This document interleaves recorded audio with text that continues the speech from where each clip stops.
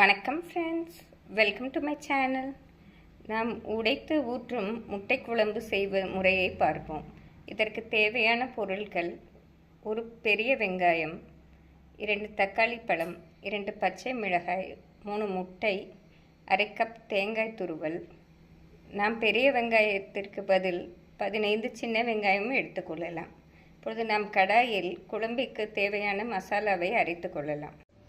Friends, நாம் உடைத்து ஊற்றும் முட்டை குழம்பு செய்வதற்கு கடாயில் 1 ஸ்பூன் எண்ணெய் விட்டு மசாலா பொருட்களை வதக்கி கொள்ள வேண்டும். நாம் எண்ணெய் காயவும் பட்டை, கிராம்பு, நட்சத்திர மொக்கு, 2 ஏலக்காய், கடல் பாசி, சோம்பு, ஜீரகம், மிளகு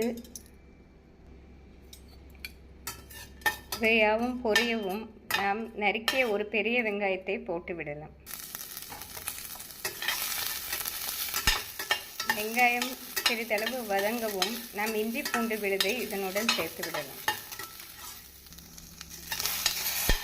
இஞ்சி பூண்டு விழுது போட்டு வெங்காயத்துடன் நன்றாக கலந்து விடவும் நாம் அரைக்க தேங்காய் துருவலையும் முந்திரி பருப்பையும் சேர்த்து விடலாம். இந்த சமயம் கசகசா இருந்தால் அரை ஸ்பூன் நாம் போட்டுக்கொள்ளலாம். இந்த அளவு தேங்காய் பூ போதுமானது. நாம் இதனுடன் 4 முந்திரி பருப்பு சேர்த்து கொள்ளலாம். இதை நன்றாக வதங்கவும் நாம் அடுப்பை ஸ்விட்ச் ஆஃப் செய்து விடலாம். நாம் வதக்கிய மசாலாவை மிக்ஸி ஜாரில் போட்டு கரகரப்பாக அரைத்து எடுத்துக்கொள்ள வேண்டும். ஃப்ரெண்ட்ஸ், முட்டை குழம்பிற்கு தேவையான மசாலாவை நாம் இப்படி கரகரப்பாக கெட்டியாக அரைத்து எடுத்துக்கொள்ள வேண்டும். நாம் இப்படி ஒரு கடாயை காய வைத்து அதில் 3 ஸ்பூன் நல்லெண்ணெய் ஊற்றிக்கொள்ள வேண்டும். எண்ணெய் ஊற்றவும் நாம் சோம்பு 1 ஸ்பூன் போட வேண்டும். ஜீரகம் அரை ஸ்பூன் போட்டுக்கொள்ளலாம். ஜீரகம் பொரியவும் நாம் நறுக்கிய ஒரு பெரிய வெங்காயத்தை இப்படி போட்டுக்கொள்ளலாம்.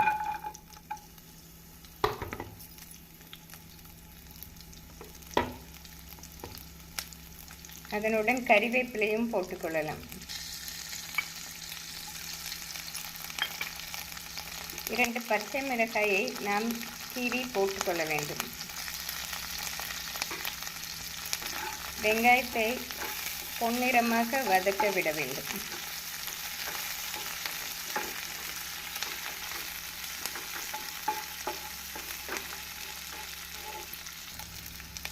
வெங்காயம் இப்படி பொன்னிறமாக வதங்கவும் நாம் தக்காளி பழத்தை போட வேண்டும். நாம் 2 தக்காளி பழத்தை மிக்சியில் அரைத்து வைத்து இதனுடன் கலந்து விட வேண்டும்.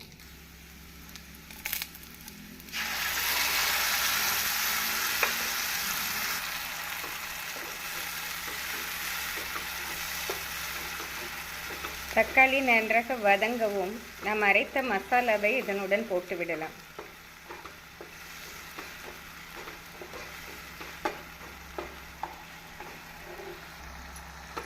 நாம் அரைத்த மசாலாவை போட்டு நன்றாக கிளற வேண்டும். நாம் தேங்காய், பட்டை மசாலா போடவும் வாசனையே அமர்க்கலமாக இருக்கும். நாம் இப்படி அரைத்து இந்த முட்டை குழம்பு செய்வது மிகவும் சுவையாக இருக்கும். இப்பொழுது இந்த மசாலா நாம் ஏற்கனவே வதக்கிய மசாலா என்பதால் 1 நிமிடம் நன்றாக வதங்கவும் நம் குழம்பிற்கு தேவையான 1 ஸ்பூன் மஞ்சள் பொடி, 2 ஸ்பூன் குழம்பு மிளகாய் பொடி போட்டுக்கொள்ளலாம். நாம் மஞ்சள் பொடி, மிளகாய் பொடி போட்ட பின்பு தனி மிளகாய் பொடி 1 ஸ்பூனும் போட்டுக்கொண்டால் இந்த காஷ்மீர் சில்லி போடுவதால் குழம்பிற்கு நல்ல கலர் கொடுக்கும். இதை நன்றாக கிளறி விட்டு நாம் பின்பு தண்ணீர் ஊற்றிக்கொள்ளலாம். மசாலா நன்றாக கலந்து வந்து விட்டது. இப்பொழுது நாம் 2 டம்ளர் தண்ணீர் ஊற்றிக்கொள்ள வேண்டும்.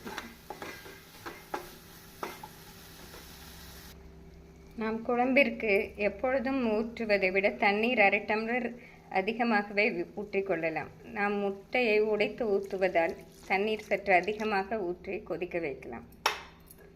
இந்த அளவு குழம்பிற்கு 2 டம்ளர் தண்ணீர் சரியாக இருக்கும்.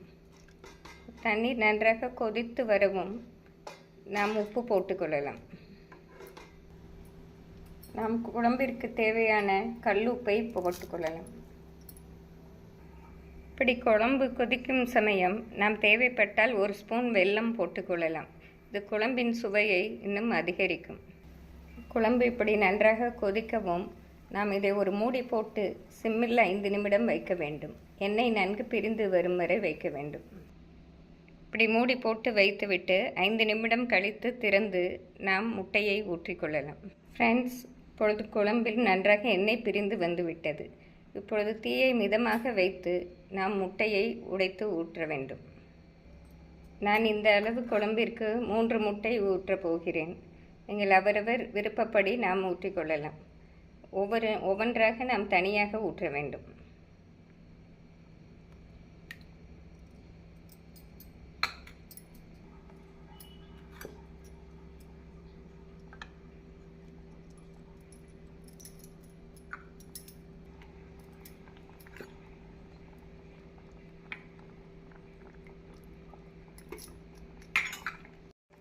நாம் முட்டையை ஊற்றவும் தட்டை போட்டு மூடி சிம்மில் 5 நிமிடம் வைத்து இறக்கிவிடலாம்.